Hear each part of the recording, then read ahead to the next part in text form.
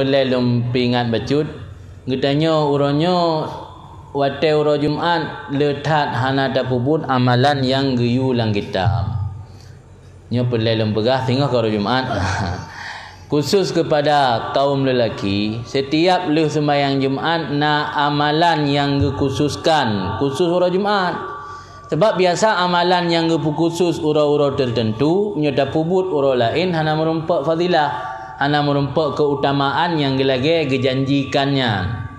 Maka amalannya baik tak sia-sia. Pertama, setiap leh Jumat, leh sembahyang dalam posisi manteng duk tahiyat akhir, getanyo agam gesunatkan baca Fatihah 7 getruk, alian baca kulhu 7 getruk, baca qul a'udzu birabbil falaq 7 getruk, qul a'udzu birabbin nas 7 getruk, alian baca Allahumma ya ghani ya hamid ya mubdi ya mu'id ya rahim ya wadud aghnini bihalalika an haramik wa bi ta'atika am maksiatik wa bi fadlika amman siwak getruk.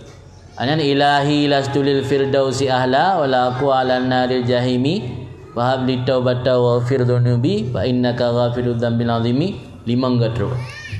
Apa jadi Fatihah, kulhu, qul a'udzu birabbil falaq, qul a'udzu birabbin nas 7 getruk. Allahumma ya ghani ya hamidnyan 4 getruk, ilahi lastulil firdausi 5 getruk. Nyan menyota bacanya secara rutin, tak pegat ke wirid rutinitas oleh sembahyang Jumat, tapi kisyarat baik robah posisi du bermantang lagi du tahiyat akhir nyan akan gepe ampun dosa tanya oleh Allah, dosa yang kau likut dan dosa yang dudo, dan Allah akan gebi ke gedanyo pahala lagi gebi ke orang yang beriman dengan Allah dan Rasul yang naik dunia, dan gepe hindar tanya jauh daripada keburukan dan kejahatan sampai Jumat ukur. Dan kan nanto gejaga agama tanya, dunia tanya, dan gejaga ahli dan anak perumah tanya. Jadi urang ni nak baca kana najak pada Jumat. Yang baca le uragam tapi manfaat ile ke urang.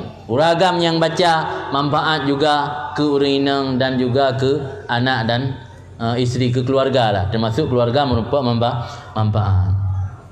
Malah pegah le salah sira ulama sufi Imam Abdul Wahab Asy-Sya'rani, barangkasa di muadzabah dibaca secara rutin ilahi lastulil firdauan sampai habis setiap uro Jumat, Allah akan ngepuafid jih dalam Islam tanpa ragu. Nyan amalan-amalan yang khusus untuk uro Jumat. Orangnya letak kata tinggal dengan hana tamai, termasuk bak kamu ide di mudi le sembahyang Jumat hana baca tayan. Sebab bak kamu ide masjid kan gekelola lidayah masjid tahu ngempung. Tapi nak sebahagian santri dan dewan guru ge amai secara pribadi. Jadi kita tanya menyoleh Raja Imam hana gerobah wirid, ke lagi wirid yang kana, tanya secara pribadi tak amai ya tayan. Di fadilah rayutan. Jadi baik tak sia-siakan.